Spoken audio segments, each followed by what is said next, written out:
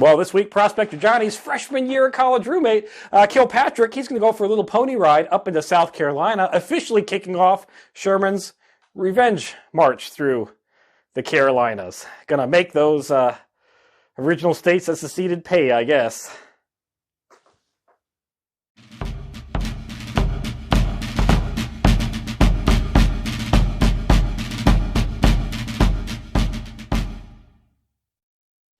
Hello and welcome to Civil War in Hindsight. I am Prospector. God damn it! You're what? What is wrong with me? Just go. You're not. What the hell are you doing? Come on. All right. I am Lieutenant. We keep re-recording this. This is getting ridiculous. The Confederates have been sabotaging our channel to try to silence us. I guess, yeah. I think essentially, right? This is a last-ditch effort. Yeah, that's what it feels like. And so I'm hearing about whatever the hell happened This is the third time. for the third time. Yeah. Lieutenant Tommy has clearly lost his mind and is having an identity I'm crisis. Lieutenant Tommy. So let's just get on with it. Prospector Johnny. Yeah, I'm Prospect. And this is the and believe it or not, hindsight. that's like my second sip of beer. This week, Johnny. Yeah. So this week, Johnny, it's going to open up on the 20th with your freshman year college roommate, Kilpatrick. He's going to get on top of his pony. He's going to jaunt those ponies north into South Carolina from Savannah, Georgia. This is a part of Sherman's march. Remember the whole burning everything through Atlanta and into Savannah? You bet I do. Yeah, he's into my brain. Yep. Never. That's it's like the Alamo. He's doing it again, but this time up north into South Carolina. Now officially his army and more. Though, worse. Yeah, it's gonna be a revenge. Because this time it's personal. Yeah, so some of his soldiers felt like, maybe a little bad about what was going on in Georgia's civilian population. They have all pretty much come forward and said, ooh, South Carolina, you mean the state that originally seceded and started this whole damn mess? Yeah, burn them down. There's no guilty feelings on this a heads one. up, if you're watching this in South Carolina, get out. Go ahead and just leave the state. Yeah.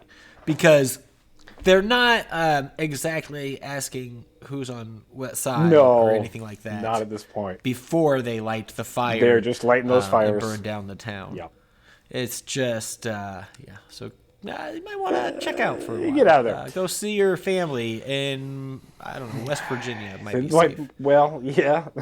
Well, you crossed into enemy territory at that point. Just Virginia. But they just don't tell them that. Oh, I gotcha.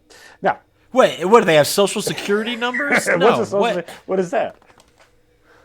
Johnny, on the 21st, I wish I didn't know. Sherman is going to start moving his headquarters to Bayfort, South Carolina. It's a small little expedition that's going to go up that way. It's going to take him a little bit. He's not going to get there on the 21st, but he's moving up there for his headquarters to prepare for the large march.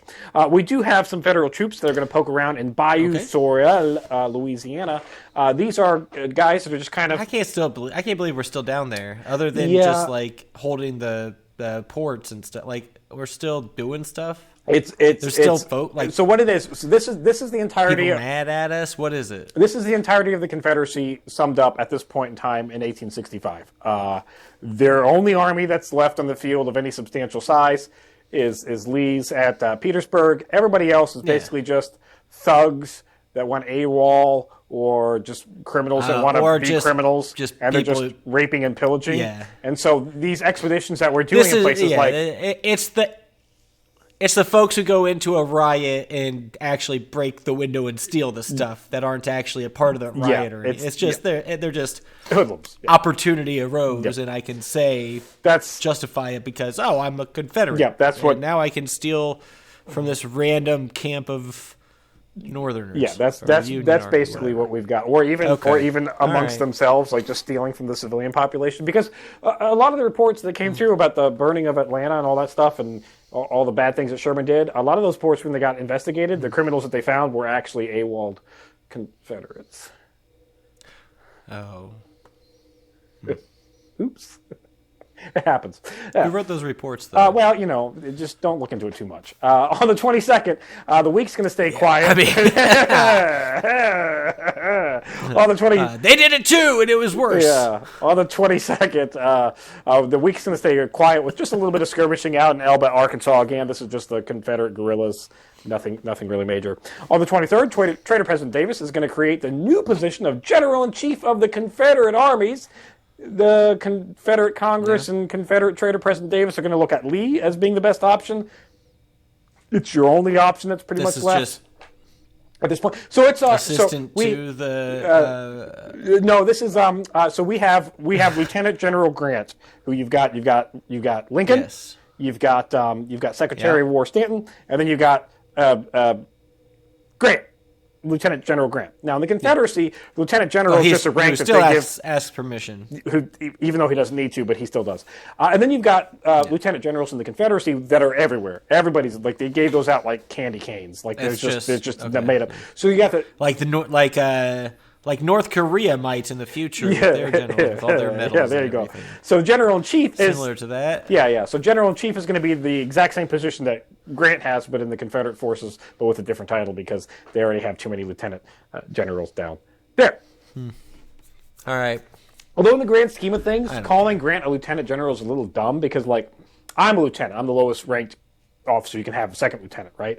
So if you get up to like colonel, the lower rank of the colonel is lieutenant colonel. So logic would say if you were a lieutenant general, you'd be lower than a general or a major general or a brigadier. Like, you get what I'm saying? Like, it just doesn't. It's a little weird. Sidebar. We've done this too many times. Anyways, Hood, Johnny, remember him from the Army of Tennessee, the Confederates that got their ass kicked, that they went into Tennessee with 60,000 troops and came out with a significant less. Yeah. Well, he's going to go ahead and resign his position because he didn't really have a choice. Well, I mean... It's going to be... Sure. Yeah, okay. Yeah. We accept your resignation, I'm sure. They openly and willingly. Now, he's going to be replaced with Lieutenant General Richard Taylor, who takes command of, on paper, 17,700 troops. And that's just what's on paper, it's which is significantly less than the 60,000 that they started with, or 68,000 that they started with. Now, partly this is due to desertions. It's already bad. Yeah. But wait, there's more because it was actually, 5 something? Well, yeah, so partly it was due to desertions, but then... Is that what we find out? Well, so his command is like pretty much completely stripped from him in order to go to South Carolina, to Johnson, to aid in the defense of South Carolina. And then Johnson complains and bitches and moans because he's only got 5,000 troops at the end of the week. And he goes, I thought I was supposed to have like at least 17. Only 5,000 wound up making that march. And... Because they're like, fuck this, we're out. Oh yeah, because because they saw marching through Georgia, seeing what was left through the trail. They went through the wake and said, "I don't want any of that. That looks not like them." Nope. And so they bouncies and they don't get there. On the 24th, which I don't blame them. Johnny, on the 24th, Confederate Congress is again going to offer Grant a prisoner exchange, which up until this point he's not really allowed prisoner exchanges because in his mindset, any Confederate I give you is going to be more beneficial to you than any Yankee I get back in exchange. Now he does say, I'm willing to consider a prisoner exchange, but it's going to be on terms that are more heavily favoring the North. So, like, I'll give you one they rebel come back up with some sort of compromise. You got to give me we'll give you 3 rebels for every 5 Yankees. Like a 3/5 compromise, maybe. Yeah, sense. That's exactly something like that. That's exactly what we're going with. Okay. We'll take it. Yeah. I think that's fair. On the 25th, Confederate cruiser, the Shenandoah, which apparently somebody's been asking about the Shenandoah over and over and over and again. I mean, I guess I can do an episode on the Shenandoah. Random. It's on the comments. It's on the comments. A boat? Yeah. Is the Shenandoah? So the Shenandoah is a boat. It's place? A Confederate boat. It has made its way down. Not the valley. You're not talking. No. It's made its way down to Melbourne, Australia, and is going to raid whaling boats. It might as well be. It's going to be raiding whaling boats down in the Pacific. You know the prison colony prison colony that England set up way down on that continent. Oh wait! Oh, Australia. Yeah, they're there on the opposite end of the world. To be pirates. To be pirates. To pirate whaling boats. because that will have any impact on the war at fucking all. Okay. No, Johnny, you do. Are they so confused down there? Like, what the fuck is this? Like, who are you? Have they caught word of our war? Do they know we exist? I don't know. Like, I don't know how much the world pays attention to us, to be honest. Or if hey, someone from Australia, tell us. We heard about our Civil War. Feel about our Civil War. Because why the? I can't. We don't know. We know Sydney has an opera house, and that's about it. I don't think that opera and house all the animals are going to kill you. Like, we don't learn about Australia. No. Do you learn about our Civil War? Because we don't know. Anyways, Johnny, this very short week and pointless week comes to an end on the 26th. Yeah, this is or 25th, 26th, with some skirmishing in Pocatello, South Carolina. Sherman keeps poking towards Charleston. Basically, he's feigning like, hey, I'm going to go attack Charleston, get all the Confederates to go there, and then he's going to go somewhere else. Sure. Okay. This war is getting pointless. Yeah. That's... Oh, fuck, I wasn't recording. God damn it. I really hope... I'm just kidding. I'm just fucking with you. That's it for this week in Civil War in Hindsight. I hope you enjoyed it.